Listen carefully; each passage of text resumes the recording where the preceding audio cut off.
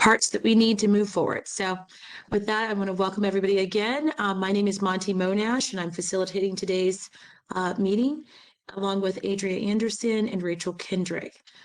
We have an agenda. The agenda is pretty full, as I mentioned before. We'll have a nice conversation going over the action ideas that we've been talking about for the last few months. And we have now green lighted, excuse the error on the slide here, but we've now green lighted some of these action items, and hopefully we'll start to green light even more if that's possible. So please feel free for all you action team members to, give us a green light on something that we don't already have designated as such. Next slide. As always, just in case there's the public listening and new people to this call, just want to give a summary of the task force. It was established in September of 2021 by the city administrator. This task force reports directly to the Deputy Mayor of Operations and Infrastructure, Dean Moore. And the co-chairs of this task force are DC Water's CEO, Mr. David Gaddis, and DOEE's Director, Mr. Tommy Wells. The meeting was kicked off in November of 2021, and all proceedings are recorded and open to the public. If you want additional information at any point, we have archived and also upcoming information on the website, which is dcfloodtaskforce.org, all one word, dcfloodtaskforce.org. We will have some public listening sessions. We'll learn more about that and discuss it more later in this presentation, but we will get started this month of March with 2 public listening sessions. So we do have a schedule that's very frequent, and we are busy pretty much every month, but to start, we have our full flood task force meeting every other month on Wednesdays, the 3rd Wednesdays of the month. We will have one coming up this Wednesday on March 16th. I'm sorry, this month on March 16th to cover the things that we've been working on in the action teams. Now, the action team meetings are kind of like committees, and we meet every month. Residential resilience is today. That happens on the 2nd Tuesday of the month. And then the governance and coordination action team meetings happen on the 2nd Friday of every month. So the Flood Task Force is working towards a final report that will be due on in November of 2022 this year. And we will have an action plan for each of the 9 categories that we'll talk about a little bit later. A final report will be presented, and after that, the Flood Task Force members will meet annually to track the progress on the action plan and also to continue any budget or action plan priorities. Next slide, please. So the 2 action teams, residential resilience and governance and coordination, cover 9 categories. So each of these categories have lots of detail behind it. And we also have action team members that are parts of government agencies in the District of Columbia that are spearheading the actual categories. Our next meeting for governance coordination is on this Friday at 9:30 a.m. Next slide, please. With that, we have our public listening sessions that we want to give you some updates on, and we have Opera Wara from DC Water to present that. Opera? Good afternoon, everyone, and thank you, Monty. I hope you all can see me. I've been having technical difficulties all day, but again, thank you so much for joining us this afternoon. This entire task force has been quite the undertaking, but a lot of progress has been made. And as you all know, you all hear the spill, hopefully in every meeting, that the community and the residents that we serve are really at the core and the heart of this work. So as we're talking about getting towards what is kind of the deliverable day of the comprehensive plan in November, it's very important that we not only work as kind of subject matter experts, but also that we are reaching and meeting people where they are as it pertains to the flood issues that are in the District of Columbia, which is exactly what the public listening sessions are set to do. Reconfirm dates. I do believe there's probably a third, but we really tried to make sure that the dates and the times of each of the availability for the listening sessions were diverse so we could capture a host of different residents and community needs. So the first community session, listening session is going to be on Monday, March 28th at about 11 a.m. to 12:30. That will be our kickoff community listening session.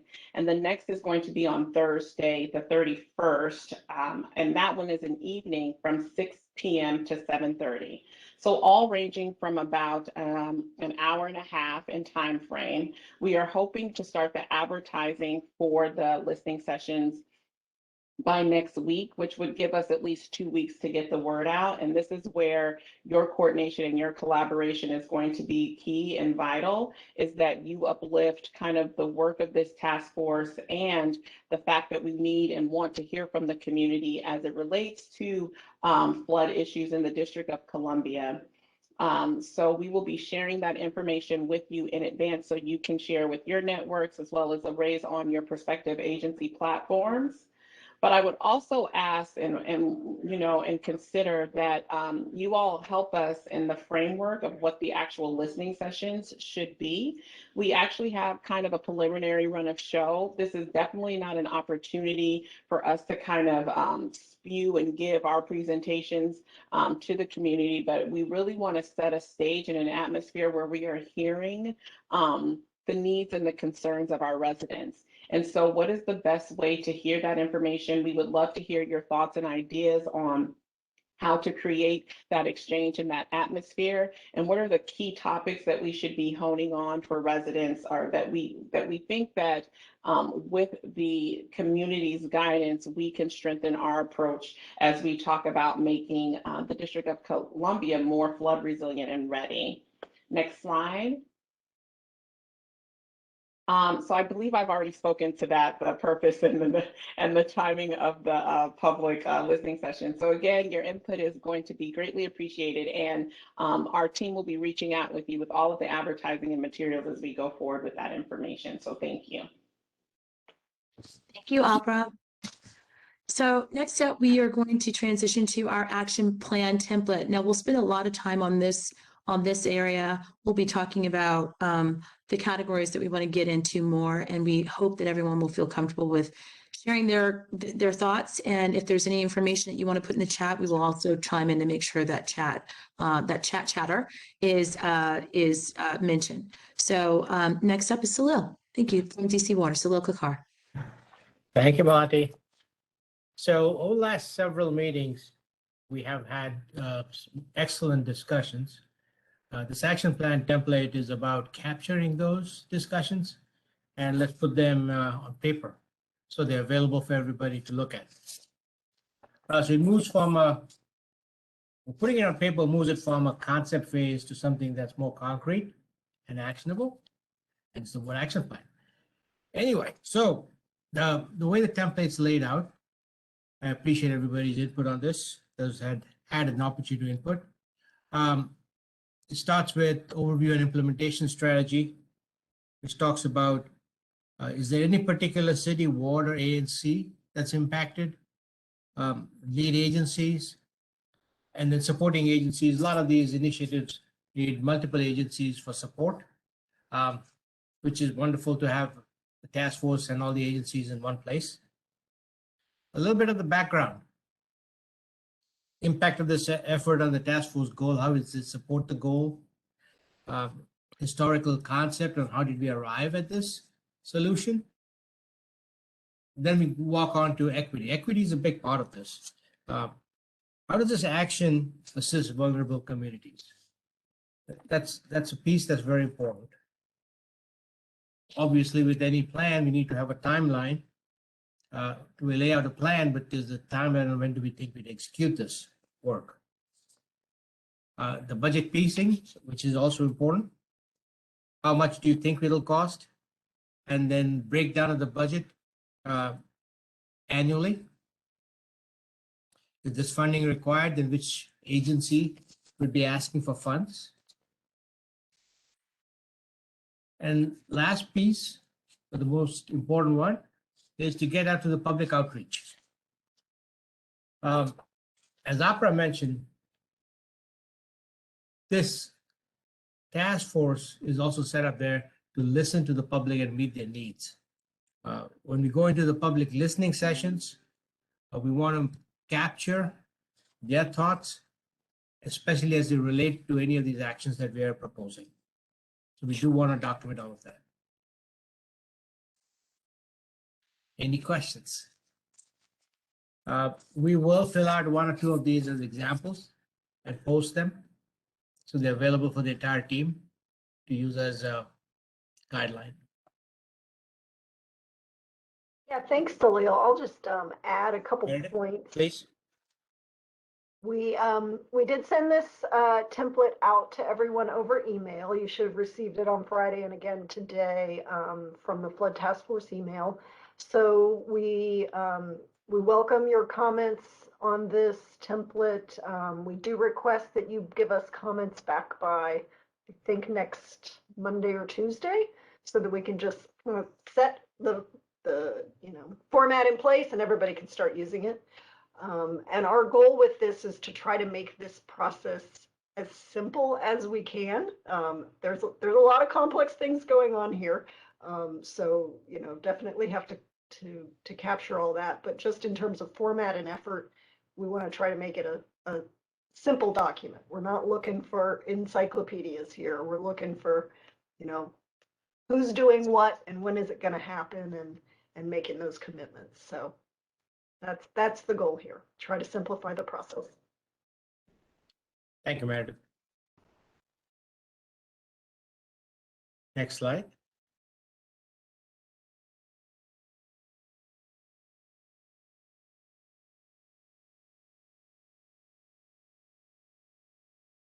Sorry, there's a brief transition between the live document to the slides, so we'll pull that slide up just in a minute. Sure.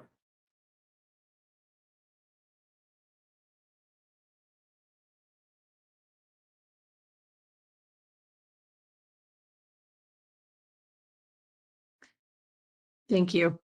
Mhm.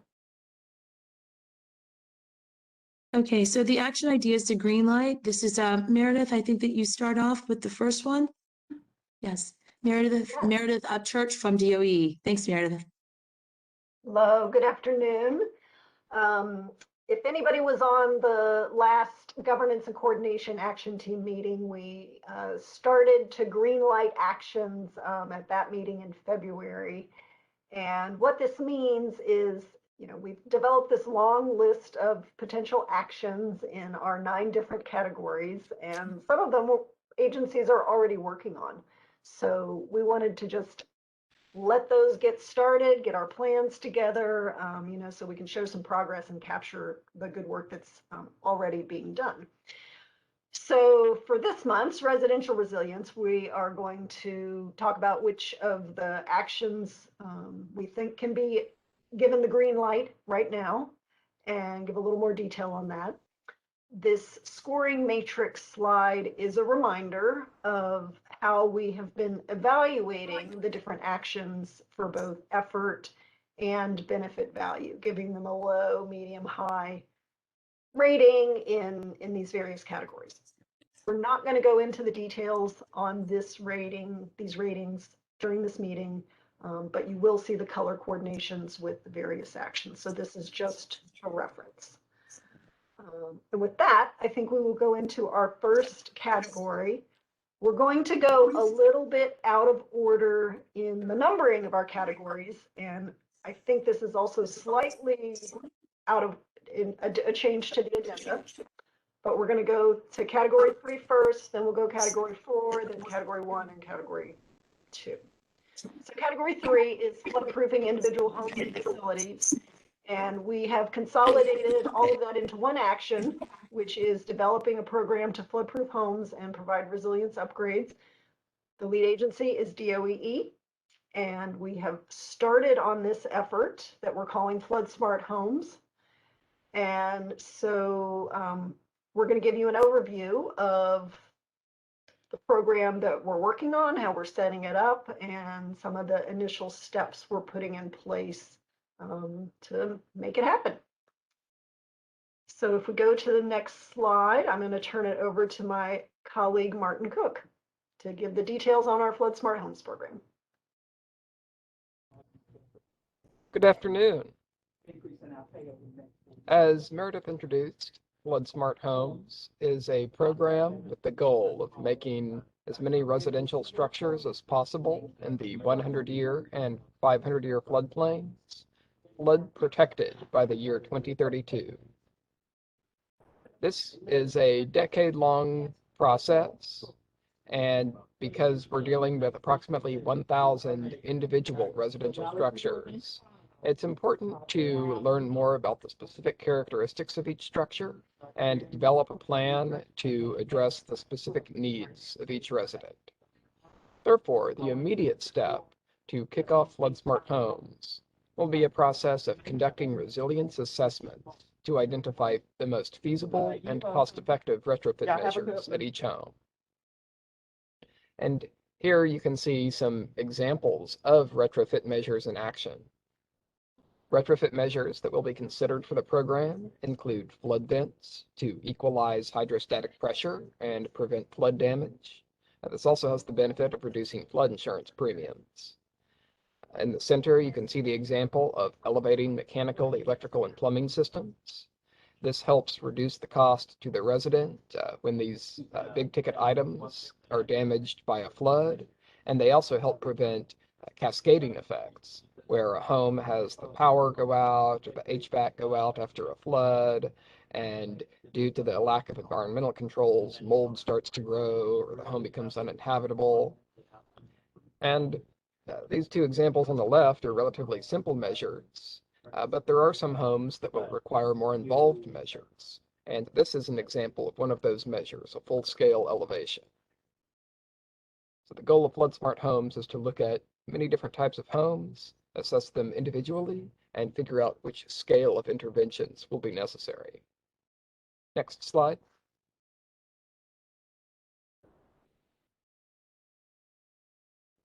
Oh, next slide, please. And feel free to reach out if you have any questions. I think we're doing a kind of a real-time question and answer system. Here we can see a map of residential buildings in the district's flood hazard areas. The structures that are in the 100-year or 1% annual chance floodplain have a red hue for high risk. The buildings in the 0.2% annual chance or 500-year floodplain have the yellow caution hue for moderate risk. You can see from this map that these structures that are at risk are heavily concentrated in frontline communities. The homes in the 100-year floodplain are concentrated in Watts Branch in Ward 7 and Oxen Run in Ward 8. The homes in the 500-year floodplain, many of those are public housing communities, and those are concentrated in the southwest neighborhood of Ward 6. Next slide. These charts help quantify the data displayed on the map. We can see that there's a significant social equity impact from residential properties that are at risk of flooding. For instance, out of the 558 homes in the 100-year floodplain, 424 of them are located in Ward 7, and 92 are located in Ward 8. Out of the homes in the 500-year floodplain, there's a little bit more of a balance with Ward 6, but Wards 6, 7, and 8 are definitely at the disproportionate levels of risk. In either floodplain, we can see that out of the 1,000 structures in either the 100-year or the 500-year floodplains, over half are in Ward 7 alone. Wards 6, 7, and 8 are definitely our key focus areas for this program. Next slide. Actually, Martin, Yes. there's a question in the chat or a comment in the chat. Okay. Emily's question will be answered on this slide. Okay, great.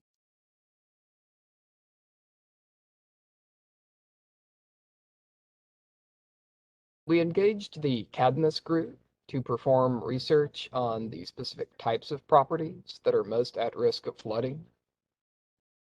The results were that single-family homes represented 72% of the structures at risk.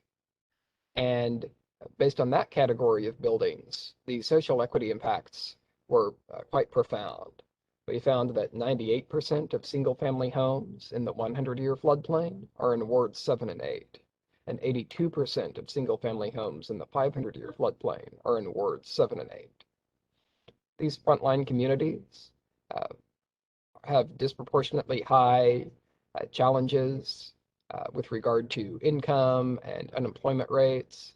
So it's especially important to find pathways for assistance to help property owners afford the necessary retrofits to reduce flood risk, to reduce flood insurance premiums, and to reduce the financial and safety impact of flooding. Next slide. The initial steps for the FloodSmart Homes program are a residential resilience assessment. This is inspired by the Flood Help New York program in New York City and the Retrofit program in Charlotte, Mecklenburg County, North Carolina. For these residential resilience assessments, a professional contractor will visit each home to identify existing conditions and identify the most cost-effective retrofit measures. For instance, a home that is built on a crawl space may simply need a set of flood vents to be in compliance with National Flood Insurance Program minimum standards and get a good value on its flood insurance premiums. A home with a basement may need the basement to be filled in, and it may need to be elevated above the design flood elevation, whereas a home that is already damaged by repetitive flooding may need a complete reconstruction. Once the contractor is on site collecting data, they can identify the best measure for each property. The deliverables to the resident, free of charge, will include a cost estimate for each retrofit measure, a benefit cost analysis that meets the FEMA requirements for a hazard mitigation grant application, a detailed residential resilience report detailing the existing conditions of the structure, and an elevation certificate. This elevation certificate is an official document that's typically worth about $1,000 of work by itself.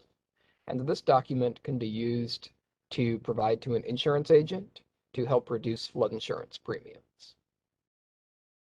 Next slide. Here you can see an example of the letter of interest that we mailed to approximately 311 homes in December of last year. This letter provides some of the basics about the program. It illustrates some of the measures that will be considered as part of the resilience assessment, and it provides a way for residents to indicate their interest in participating. We've already had 41 residents indicate their interest in just over 3 months. Next slide. The retrofit options assessed by the contractor will be sorted into 3 main categories. The first category is light utility work. This is work that doesn't require earth movement or structural changes to the home. This category includes anchoring hot water heaters to make sure that they don't float during a flood, which can damage the hot water heater, and it can damage gas lines or electrical connections and create a hazardous condition. This includes installing GFCI or ground fault circuit interrupter outlets below the design flood elevation. These outlets automatically shut off the power if they come into contact with water, and this prevents a hazardous scenario where there is an energized puddle of water that a resident could step into. This also includes sealing HVAC ducts. It's important to seal off HVAC ductwork because if water seeps into the ductwork, it can create mold growth, and which can lead to respiratory problems. This also includes deployable flood barriers, such as the quick dam. This is something that a homeowner can deploy around the perimeter of their home to prevent water from intruding during a flood. Next slide. The contractor will also consider a cost estimate for heavy utility work. This is a more involved category of utility work that includes digging up the main sewer line for the home and installing a backflow prevention valve, installing or upgrading sump pumps to remove water from the basement, and completely elevating electrical equipment such as circuit breakers to prevent electrocution and damage to expensive equipment. Next slide. Finally, the contractor will also prepare a cost estimate where feasible for structural work. For instance, a home with a crawl space could have flood vents installed to equalize hydrostatic pressure and prevent the collapse of a foundation when the home is saturated by floodwaters. This could include complete wet flood proofing of areas below the design flood elevation. Wet flood proofing is when a home is retrofitted with water-resistant materials, such as concrete floor and non-paper facing drywall.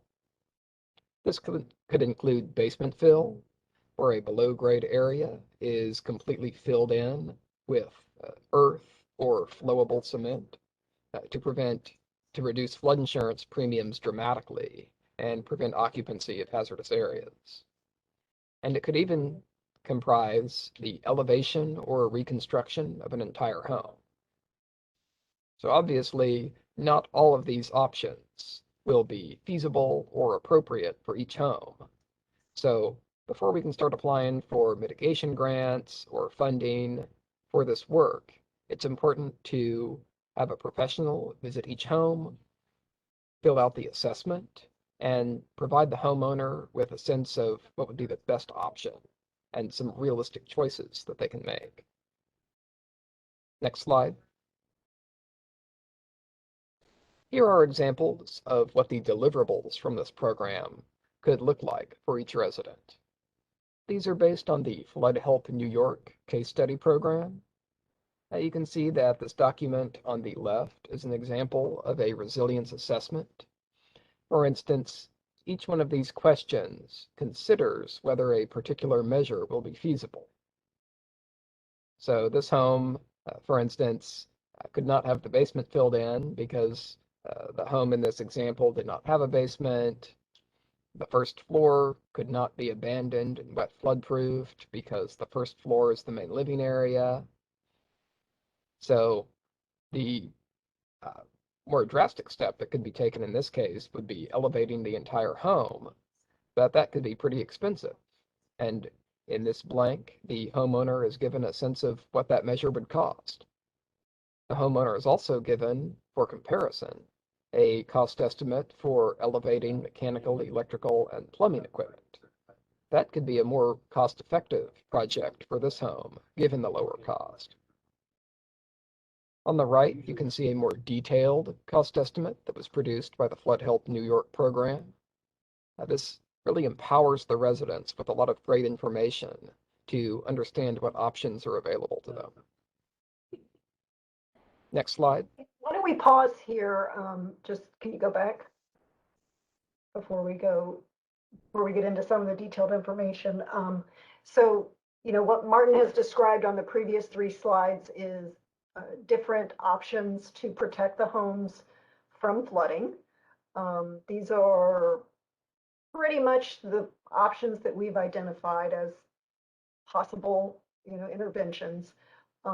We're interested to hear if anybody has comments on other things that we may have left out,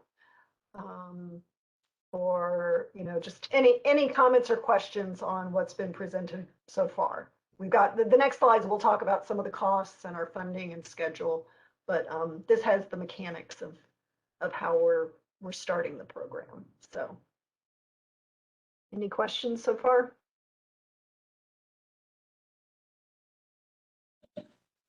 Hey, Martin, I'll get you started. So this is a great program. Thank you.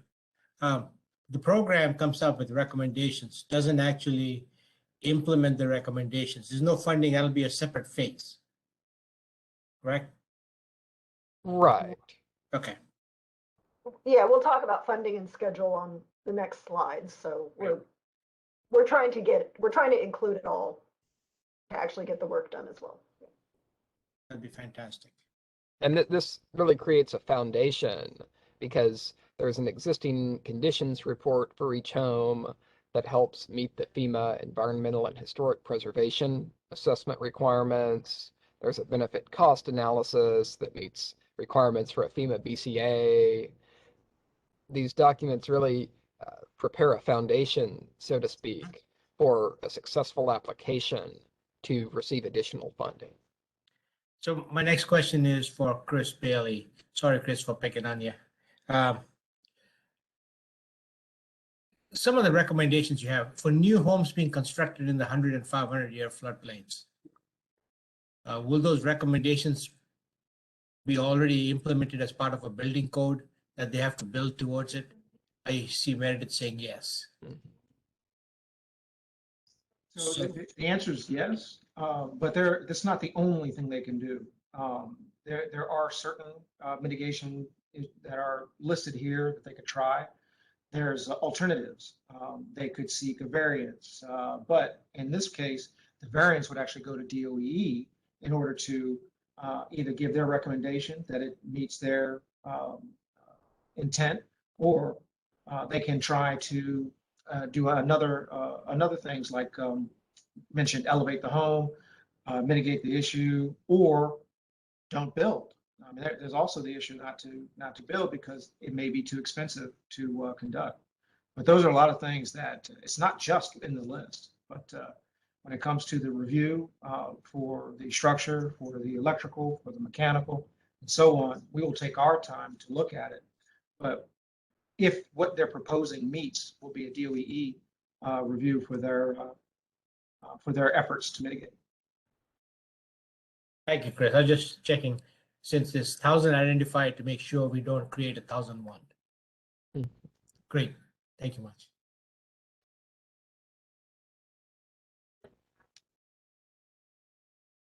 Next slide. We can continue, yeah.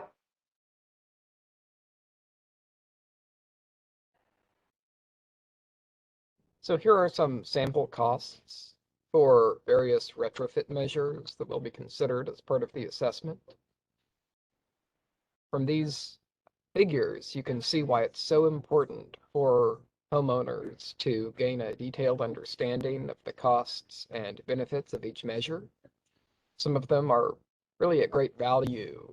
For instance, sump pumps, wet flood proofing, backwater valves. These can be performed for less than $10,000. You can see that the elevation of electrical equipment and flood barriers has more of a mid-range cost, and the cost for a home elevation or a mitigation reconstruction can be quite high. One factor in the home elevation and mitigation reconstruction is that there may be federal funding available through FEMA's Hazard Mitigation Assistance Program to help support those measures. However, as I mentioned, in order to have a successful application, it has to be backed by data and a benefit cost assessment. Next slide. Here's an approximate time frame for the FloodSmart Homes program. In December of last year, we began outreach to identify interested homeowners. This spring, we plan to hire a contractor to begin the on-site assessments.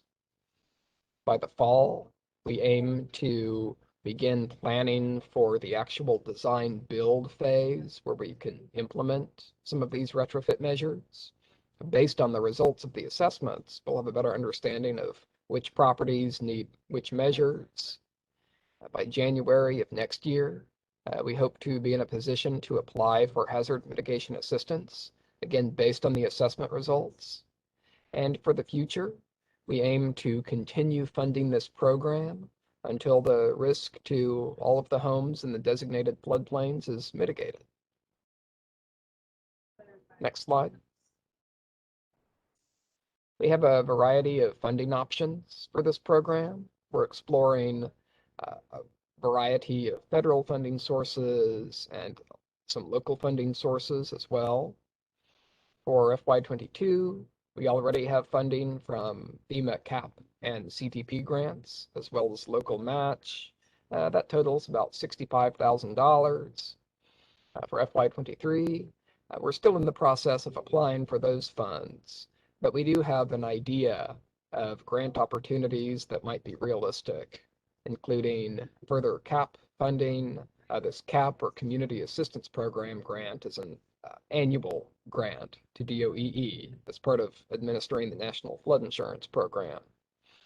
We're also exploring a hazard mitigation grant application. This is a funding source that was made available due to the COVID-19 disaster. This could provide up to about $600,000. We're also considering a local budget enhancement request that could provide over $1 million. We hope to... Just an update on that. That's been applied for. So. Yes, again, thanks for highlighting. It is important to note that these grant applications, especially for FY23 and FY24, have been applied for, but not necessarily received. We hope to continue with funding from the local budget, and we also hope to be competitive for FEMA's BRIC, or Building Resilient Infrastructure and Communities grant program. That is receiving additional funding due to the Biden administration's infrastructure bill, and that could potentially provide over $1 million as well. So this first step with the home assessments, that is being taken with the FEMA CAP and CTP grants. But the more data we collect, the more assessments we complete, the more competitive we will be for these larger grant opportunities down the road. Next slide. I think that's the last slide for FloodSmart homes. Yeah, so I hope that answered your question, Salil. Martin, this was excellent. This is a fantastic program. I think it's going to help a lot of people. Thank you. We appreciate your feedback. Is And there any? your team has been so successful with the Backwater valve program, so that means a lot. I think it's going to take all the agencies coming together and helping each other to get this moving. So this is a really good forum for it. Is there any way, any thoughts of connecting it to a real estate transfer? If somebody buys property in this 100 or 500 floodplain, is there a requirement to disclose that it's in the floodplain currently in the real estate laws? Yes, currently there is a relatively basic requirement to disclose any history of flood damage at a property. But right now, DOEE and Danielle Gherkin at DCRA, we are working to improve the seller's flood disclosure, the provisions of the seller's disclosure statement that relate to flood risk, so that buyers are empowered with more information, specifically regarding the flood zone of the property, the flood elevation, the flood insurance status, the cost of flood insurance, so that residents know, for instance, how much they will need to pay for flood insurance each year before they make that offer. That's fantastic, because I'd love to connect it also, the Backwater program also to that. If maybe we can talk later on, see if we can create a disclosure requirement, not a enforcement, but disclosure. Oh, that could be helpful. Yeah, the disclosure requirement, it's already pretty far along in the DCRA approval process, but I think that's a good idea to find a way to incorporate the backwater valves. So yeah, let's have a discussion about that pretty soon. This is Josh from DOE. We're also, Salil, we've been doing quite a bit of outreach recently to various groups. And one of the ones we want to do in the coming year, we've been getting increased funding for outreach from FEMA. We want to do outreach more to the lenders and the insurance agents themselves directly, so that they can also, as these things are going on, we can have education trainings so that they know, which properties are in the floodplain and what they have to disclose legally, so that, one of the things is we'll get a call from a homeowner and they'll say, well, I had no idea, that my home was going to get flooded. And we're trying to prevent that by also doing that outreach directly to the real estate agents themselves per their listings. And so we're hoping that we can leverage a lot of that FEMA funding to do that education. Because I was looking at some of the disclosure requirements and I didn't even see a groundwater intrusion in the disclosure requirement. So maybe it's an opportunity to definitely work with that. Thank you, Josh. Which brings us to backwater valves. If there's no other questions on this. Really nice presentation, Martin. Yeah, it was great, Martin. Thank you so much. It was so thorough. I think people, other than Salil, probably, really just appreciated all the detail. And Salil, you do such a great job of making sure that people, if they're not speaking, those questions are being answered too. So thank you so much for keeping that that conversation moving along. So now we have our backwater valve discussion, and Salil, I believe this is you.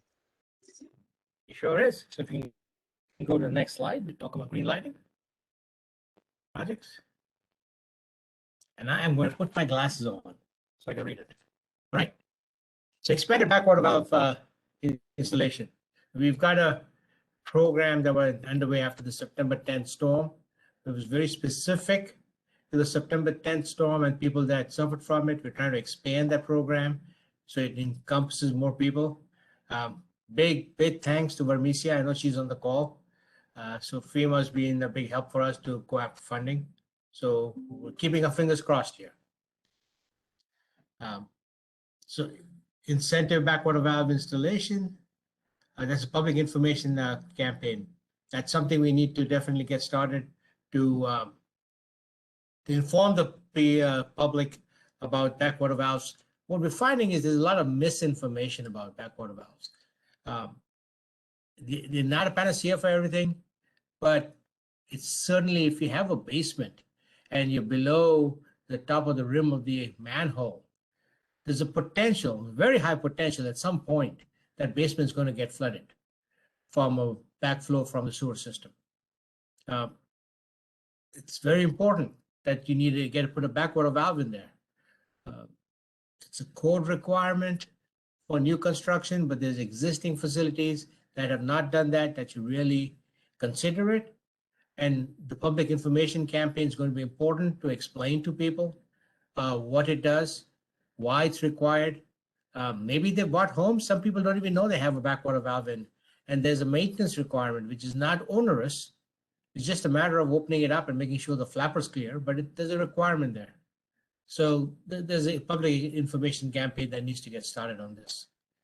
And the third piece that's highlighted here goes back to, can we do something with the codes to require backwater valves? It's already there in the DCRA code for new buildings and new construction. It's not a requirement unless there's a major change to the plumbing system. And yes, it's a difficult discussion that needs to occur. How do we ensure that homes are protected? There's some personal responsibility that needs to be discussed. How do we transfer information from one owner to the other when a home is sold as to whether there's a backwater valve installed, not installed, should it have been installed? So those are some of the discussions that need to occur in that phase. So those are the 3 action items that will be covered in the write-up. Any comments, discussions, suggestions? I think it's covered in the next slide. I may have just jumped the gun and covered it here. Well, this is Josh. I had a question on that. So is there currently, does your agency currently have funding for a public outreach campaign? Or are you saying that, just for the notes, I want to be very clear, that like, are you guys, later this year or something going to be launching that through funding, or is that something you're seeking through the task force or wanting to accomplish? That's a discussion item with our OMAC team as to how much of the current year's funds they could use towards it. How much of this can we do by using a website? And then how much of it is going to require a third party to come in and help us set that up, in which case you would need external funding. Okay, I would be So Josh, we interested have- if you could follow up on that, perhaps. Like, just I'd like to know more about that if we could help in any way. Sure. And it might be phased, Josh. I mean, the more funding you have, the more better outreach you can do. But doesn't mean you can't do any. But yeah, it'll be a write-up. Are you interested in being part of the team? Well, absolutely. I'm just saying this is kind of being brought up, so I just wanted to just be clear that, for the group in general, as I'm taking the notes, that, you already haven't launched this. I just wanted to be very clear on that. So this is helpful. We haven't already launched it. Let me put it that way. Okay. Next slide. Hey, so Leo, before you go to the next slide, can I ask a question about that? There's a thing on there that says provide a subsidy for insurance premiums for installing backwater valve. What does that mean? So that's a carryover from when we first started this, Philip. Okay. And it'll come out of here as we move forward. And then it'll go as part of the insurance to see what can we do when we get to the insurance piece. So when we first started down this program, we just threw a bunch of ideas out there. And that was one of those ideas. Okay, thanks. It may not make it to the action plan. You have good eyesight, though, I must say. Next slide, please. Okay, so that's a summary of what I already talked about. The first piece being, again, thanks to Hormesia and FEMA, we're going to be looking for some funding there. Second piece was working with DCRA regulations. A question on the funding is, what would be kind of the whole realm of funding options that, would be available, or options for funding this program? So right now we have only looked at FEMA's funding. We still need to look at how many properties are actually across the city impacted. One of the information that we do not have in our system is how many homes are there with basements. So as the database gets developed, I think we'll have a clearer idea. Okay. Can I ask a follow-up question on that? Certainly. If there is information that's missing or that could be provided to help, are we looking to create a database that's public or that's interagency, or both? Just to raise the question, because it's something that DCRA is working on with its new permit wizard for the residential side. That's something that we can actually implement very soon, since we're in development of it. Oh, that's fantastic. Chris, it's wonderful. Maybe we can have a discussion on what you have and how we could use it. Exactly. Guide to it. Wonderful. Thank you.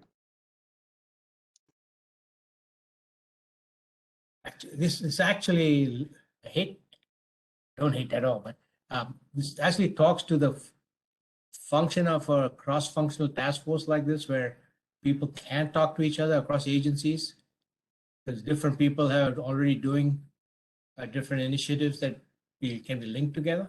That's fantastic. Monty, I think we can go to the next one.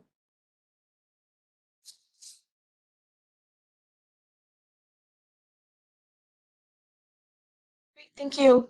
So I'm sorry, I can't see the bottom of the screen. Let's see here. Okay, so we're going to talk about our path forward on insurance discussion. And this one is, Priscilla, was it still you? Yeah, we're going to do a handoff here to Disby Okay. and Jed, if he's there. Great. Have to I go did to see the Ted on the line. ORM is online.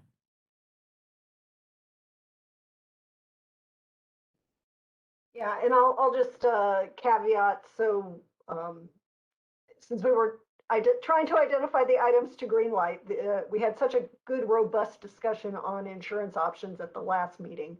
We know that there's still a lot more work to do in developing any insurance options.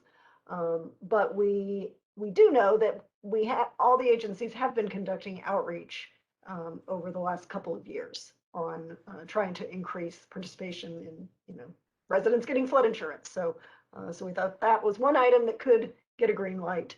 Yeah, so that's where that was identified. And with that, turn it back over to Disney. Okay, so thanks. This is Philip. Well, I'll start this off. And before I get into discussions on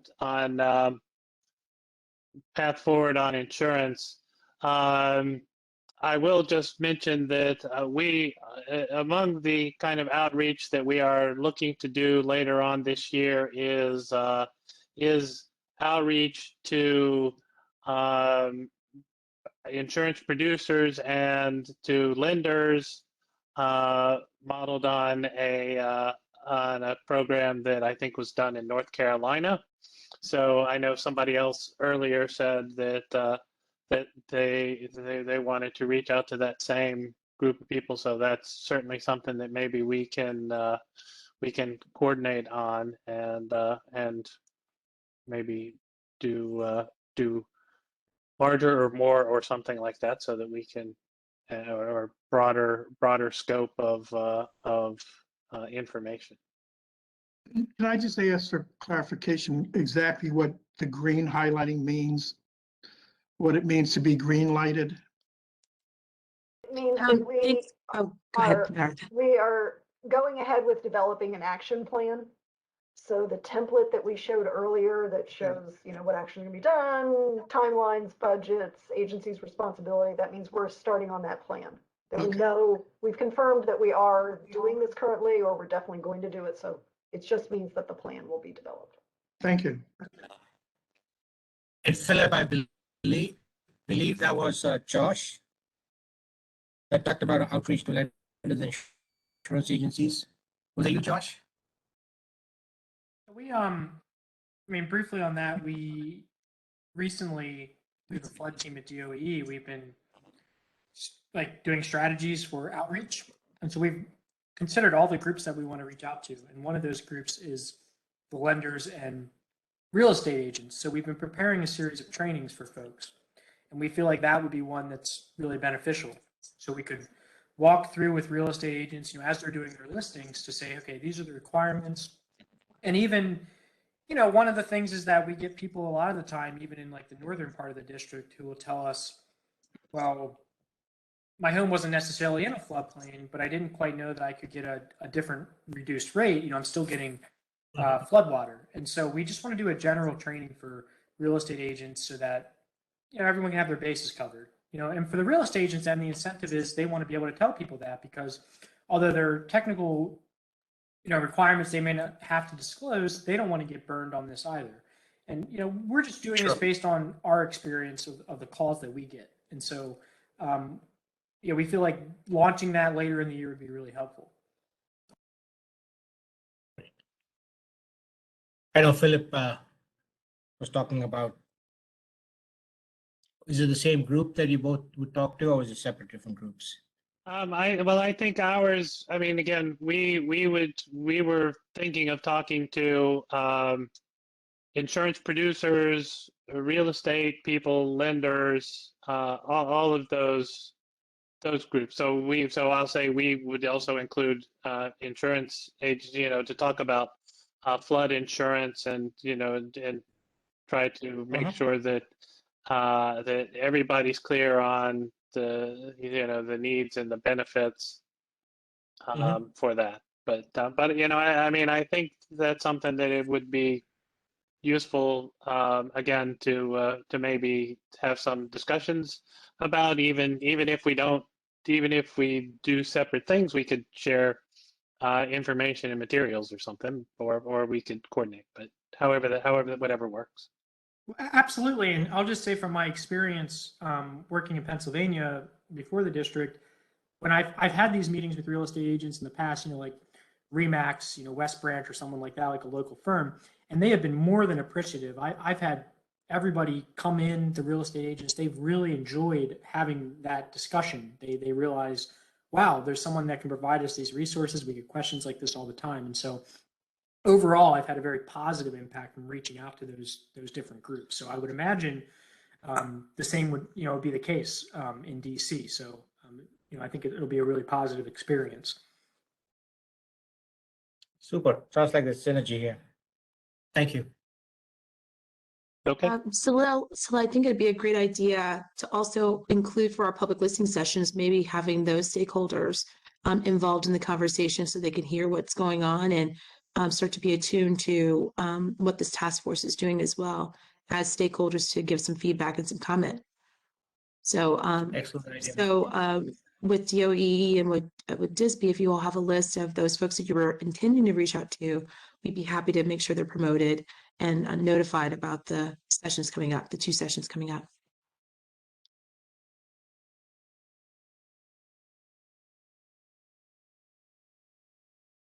Okay. So back to a path forward on insurance. As I think Salil said, we had a fairly robust discussion previously of potential things that we could do on the insurance side. Although I think we've only scratched the surface of some of the things that we can do and some of the ways we can do them. I think it would be good to hear from members of the action team what they think about ways to go forward. I mean, to my way of thinking, I think maybe the first step ought to be a decision about whether to focus on sort of immediate remediation or full-blown repairs. Because I know we had some discussion about that, and I think that's at least one.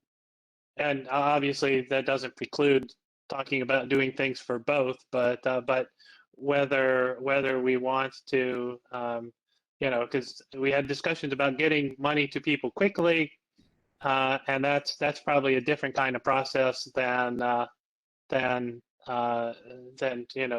again, full-blown repairs after there is some damage from a flood. So, and I think even Jed last time was talking about both of those options. So I think it would be helpful to get a clear idea of if we want to do one or both of those kind of things.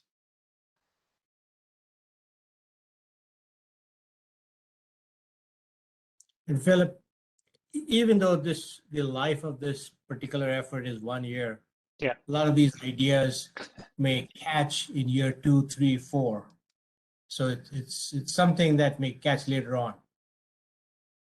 Yeah, I feel like particularly with the insurance issues, it's highly unlikely we can do much that doesn't involve legislation.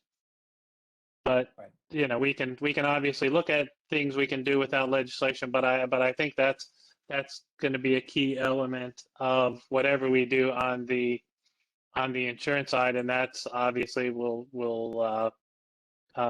potentially add to the time for implementation of whatever we decide to do. But and that's fine. I mean, the idea of the task force, as I understand it, is to come up with these ideas, and some are low-hanging fruit we can implement in year 1. Others may take longer, as long as they're focused towards the right goal. So, And Philip, so, I I was just know, going to say, so Lil, there's also the opportunity for, again, this is going to be an annual conversation to talk about budget priorities. So just to Salil's point, budget 3, I mean, years 3, 4, 5, and out years, we can capture some of this, some of these initiatives that we have on categories, and they could be greenlighted in different years. So it's all built in for that. Sorry for Misha, Misia, did you please go jump ahead. in? yeah, I think that category 1 ties well with 2 and some of what Philip is sharing about remediation and needing, in some respects, a insurance program, if that's what we're, proceeding towards, that helps with quick relief. That has been an option that we've discussed since, I think, category 3, and what Salil and Martin had shared kind of get at those retrofit options. But from what we observed from HCMA's perspective, as well as what the Housing Development Agency has also described, that quick relief is something that there's a gap there. So any program definitely we would want that to be something that will be an option when developing and designing it. Yep, thank you.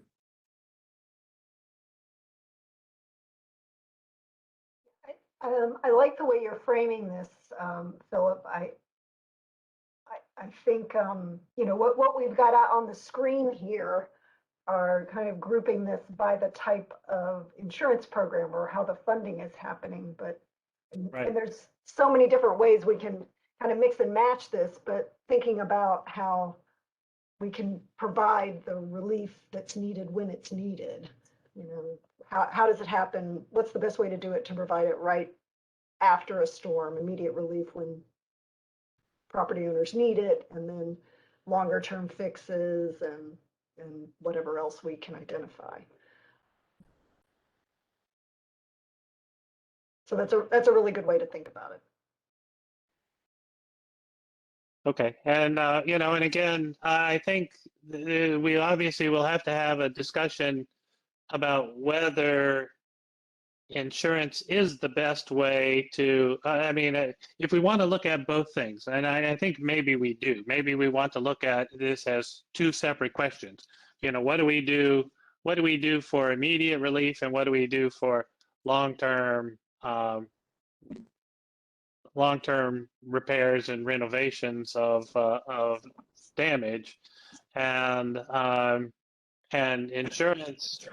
I think insurance probably is the most viable solution for the second part of that, for long-term renovation and repair. And of course that might be just doing things to make it more available and more affordable.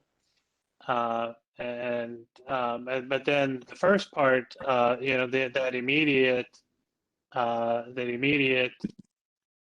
sort of relief, is insurance is one way to do it. There may be other ways to do it, and we probably need to look at whether insurance is the best way to do it. Insurance, there are certainly insurance programs where getting money out in a hurry is a key element. But that's not necessarily the way that a lot of insurance. I know a lot of homeowners insurance. Really, it's they come and inspect the damage and then give you and then give you a payment, sometime after the fact, depending upon how the damage is. But if we want to do something to get money to people immediately, then that might take some tweaking of the way insurance companies tend to operate on these kind of things.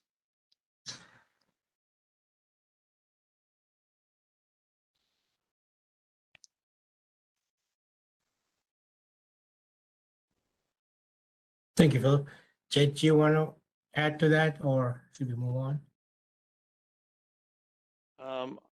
Yeah, I mean, I agree. I think, I think there just needs to be that evaluation and debate. I think some of these other topics around insurance are different things. I think Philip was right in that if we want to use an insurance mechanism in terms of getting money to people, then, it will probably require legislation unless there's some grant process that gets created to just simply giving people money.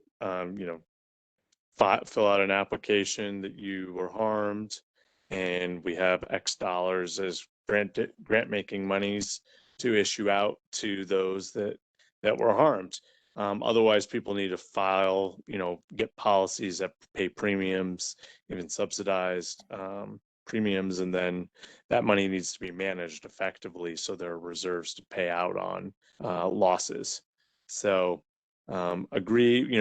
I did make a presentation. I sent it out late last night, but I presented to the working group on what a program could look like for the district to run through the Office of Risk Management. So happy to continue to evaluate that as a mechanism for the task force, and from there, if that's something that can move forward, then we would be able to go about getting that work done. So, but it doesn't necessarily always answer that bigger question: is this the most effective way or the best way in order to help people who are at risk of property damage from floods, and then getting them back into the best position they can be in as fast and as efficiently as possible. So that's just kind of my high level. Thanks, Salil. Thank you, Jack. Appreciate it. Next slide. There also, sorry, before I hate to keep jumping in before we go away, but I know Emily had an insurance question earlier that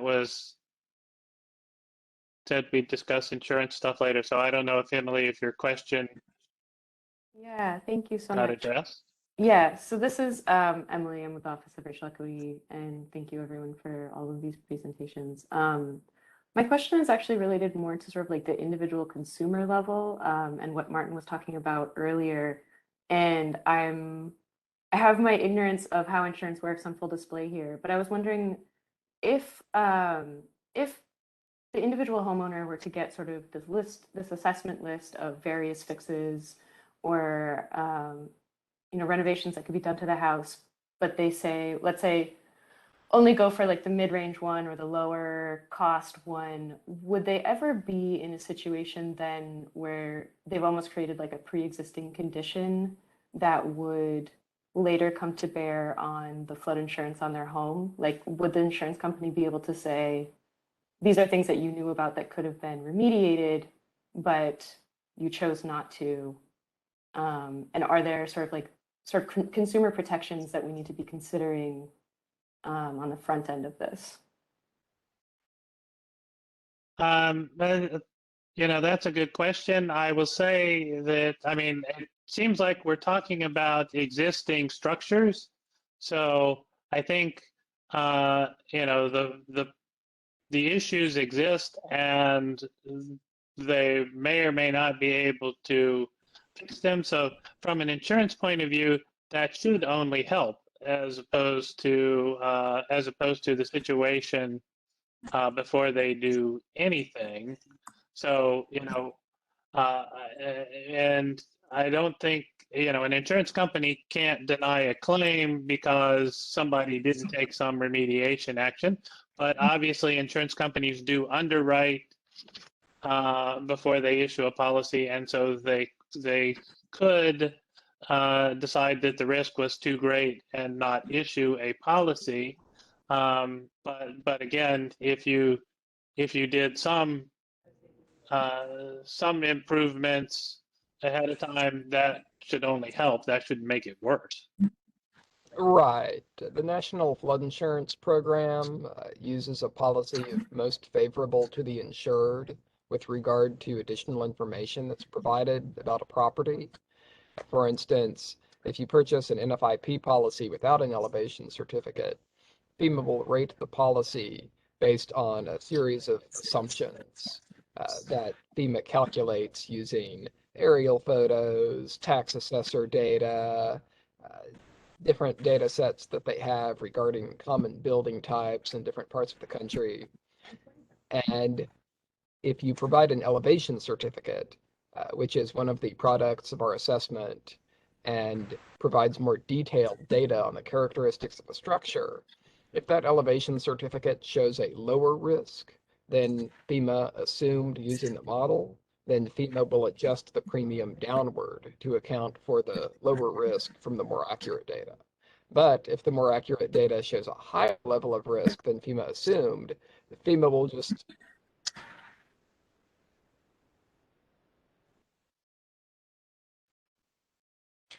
Martin, you're frozen, at least for me. We lost him.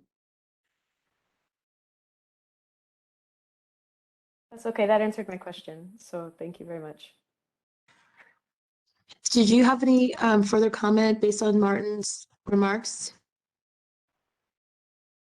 Not for me. No, thank you. That was very helpful.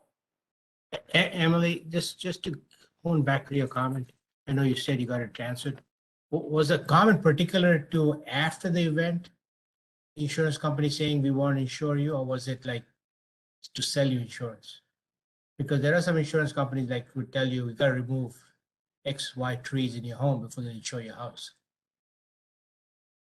I was just So wondering if it would create any sort of additional implications for the homeowner, whether it's on the front end or after an event, and just sort of thinking through any sort of unintended consequences. But it sounds like it's much more regulated than sort of like the health insurance market used to be back in the day. So that was sort of the concern that I had in the back of my mind. Thank you. Oh, thanks for asking the question. I'm sure other people had the same thoughts. All right, Marty, can we go to the next one and help Martin get please. started on? So this category is going to talk about the repair to flood damage in low-income homes and neighborhoods. Maybe some more of that information or conversations brought out here in this section. And it's category 2 that we're talking about now. Orbesia, would you like to jump in on this one? Well, yeah, I think this is a group effort. Absolutely. Yes, I think it's something that I believe Philip had shared just as he was kind of laying out facilitating category 1, excuse me. But essentially, I don't see I don't know if my screen is not showing the chart. But essentially what was listed in the progress and some actions, some individual actions are more so of stopgaps. But Monty, do you have the slide? All I see is a visual image. Okay. Ask and you shall receive. There it is. Thank you, Monty. Thank you, Silo. So yes, I would love to hear from the group and just really, if we could just reimagine how we would want a program to run. From what I understand, and from what we observed, something immediately seems like that is something that's of great need right now. So maybe we could use this time to just think about that, and then we can. And also the listening sessions will be helpful as well when we talk to residents. I think that would be a great opportunity.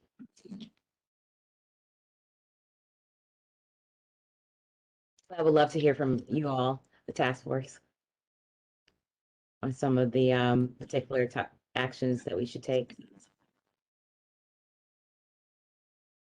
So Lil, you're not here? No question? I was just thinking the same thing for me. So yeah, that Salil usually kind of keeps the conversation going. I did want to maybe pose to the action team that the local workforce perform the repairs. Is there anything in some of the agencies that are on the call right now that are in the works for that? Do you have any training programs? Do you have any additional certification programs that are in the works? Some of the other slides that we had talked about, we had that kind of synergy going on. So maybe there's some of that happening as we speak. So that's the mechanism is in place to do that. The logistical issue there is how do you keep those people employed full-time, especially when there's no rain or there's no events occurring. So a commercial company works around the clock because they work for hotels, they work for homeowners, they work for real estate developers doing cleanups. They work for insurance companies. But if you create a workflows that's local, that's one of the challenge. How do you ensure that they've got year-round work? Yeah, so Salil, the detail on that category is that it's with those kind of contractors, making sure that they get those certifications, that they have some kind of detail on what types of repairs will be acceptable for, you know, insurance claims and so forth. So it would be partnering with and also probably developing some of that talent within some of the agencies if they have inspectors or if they have any, well, not inspectors, but people that would actually be contracted with them to do the repair work. It's like a pre-qualified, you know, contract of sorts, like emergency services. There you go. You're right.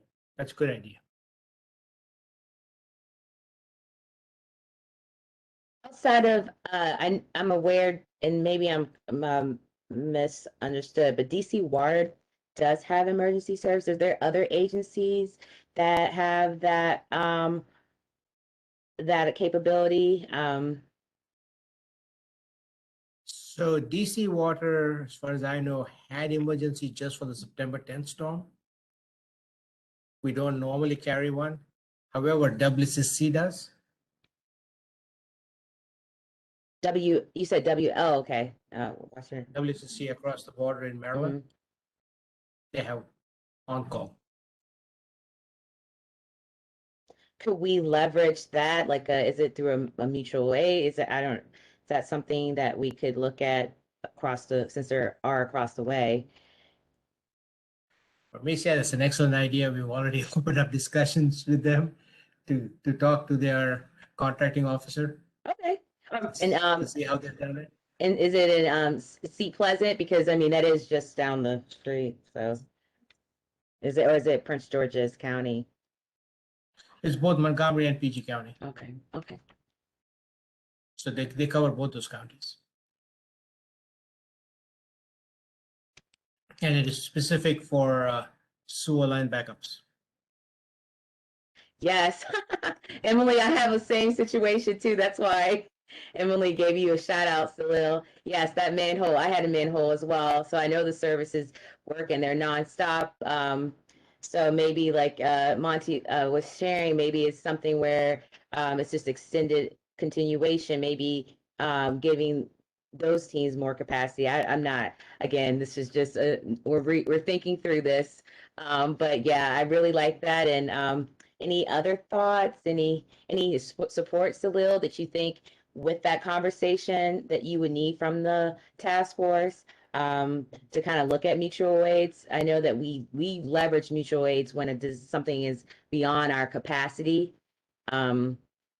Even like with this convoy, you know, there's coordination going on across the way. But with that, is there any support that you think you would need, Salil, with that conversation, since you're starting that initial conversation?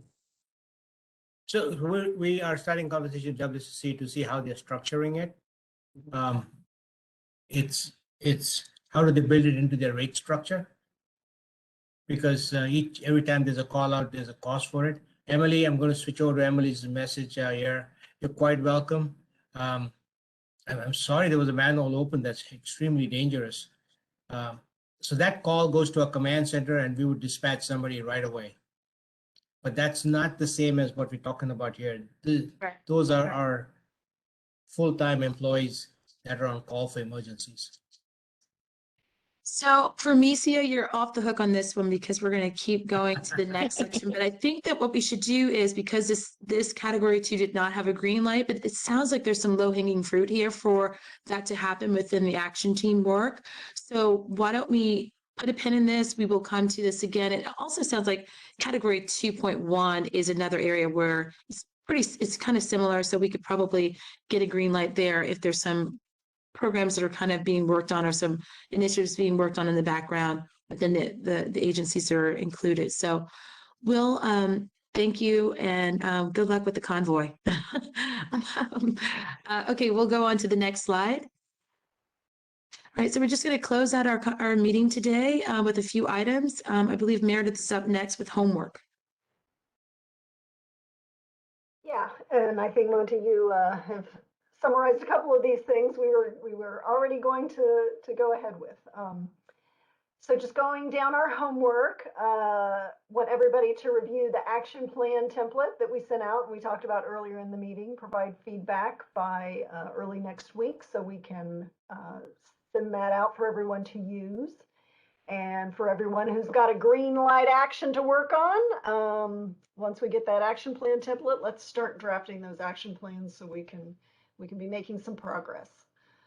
Kind of combining 3 and 4, out of this discussion, we need to be continuing work on the insurance options as well as the flood damage repair, and there's going to be overlap there. So I think there'll be some staff level discussions to see how we can keep moving on that. Yeah, to that point, Meredith, we still are waiting, we still look forward to hearing from, I believe it was Angela King. She had some mechanisms to kind of offer as an alternative to some of the insurance. So we're still holding on to those thoughts and we will definitely have that in some agenda items moving forward.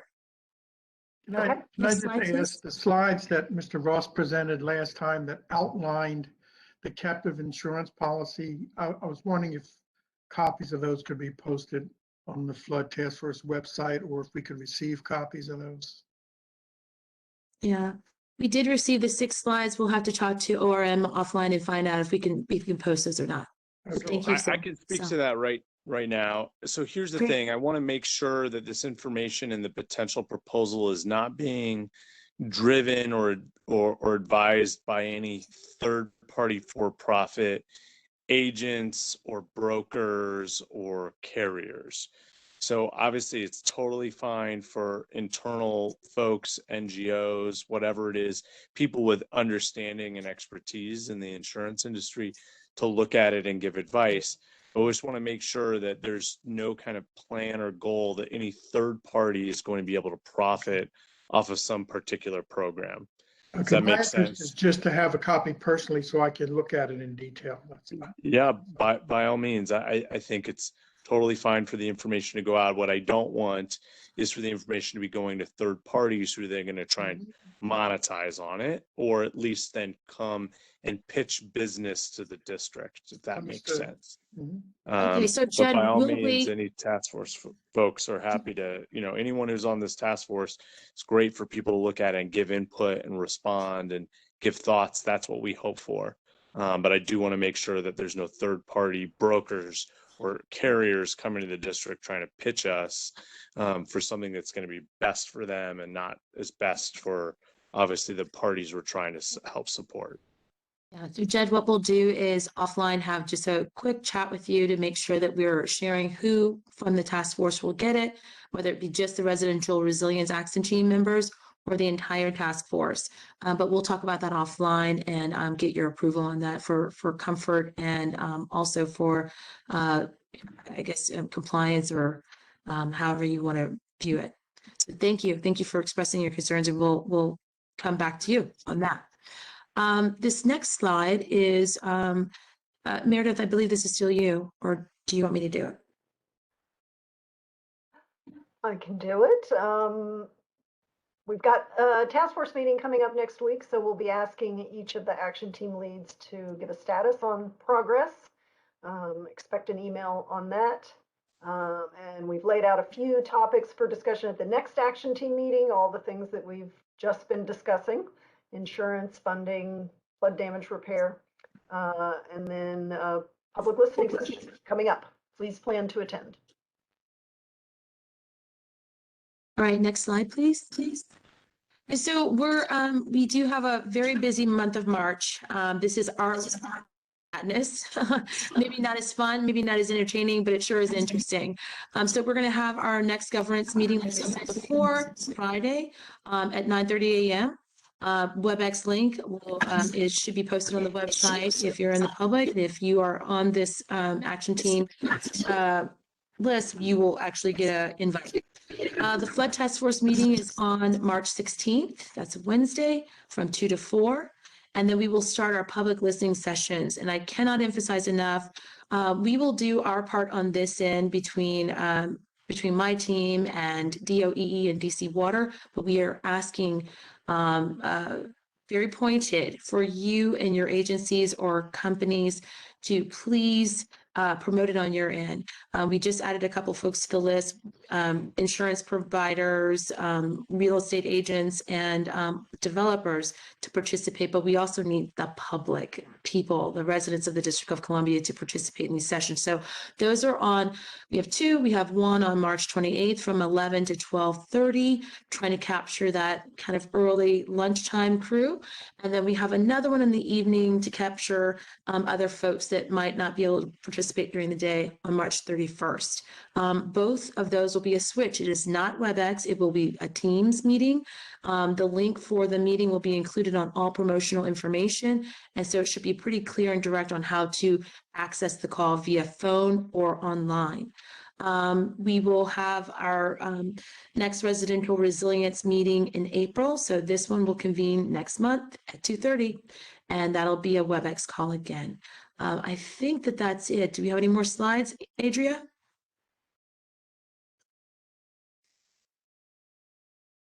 Yeah, but it looks like there is a question in the chat asking about if there will be a flyer in social media content to publicize the public listening sessions. Yes, Steve, thank you so much for asking that. There will be a flyer. It's still being approved by the internal cycles of DC government. So as soon as it's finalized and approved, we hope to have our drop dead date for Monday next week to have that available to everybody. But if it comes out sooner, we will absolutely send it out sooner. That would be great. I'll ask our communications office if they can send it out, as well as I'll bring it up with our Anacostia partnership, the communications team there. Anybody you can think of, that'd be great. And then we will have it both in emailable form as well as social media. So it could be posted on your social media platforms as well. We have them sized correctly. So we're trying to, we just don't want it to be all of us sitting on the call waiting for 2 people or 3 people to ask questions. We really want to have a big crowd so that we can really get into what the public is interested in, what are their focuses and concerns, and get their feedback so we can kind of progress with that feedback in mind to overlay what the government agencies are thinking about and the other stakeholders that we have that convene with us at the task force. So with that, if there's no other comments or questions, anybody have anything else to share? Okay, well, it's 4:01. We thank you so much for the time. We'll see you, some of you will see on Friday. If not, we'll see you at our next meeting. Thank you so much. Bye-bye, everyone. Thank you. Bye-bye. Thank you.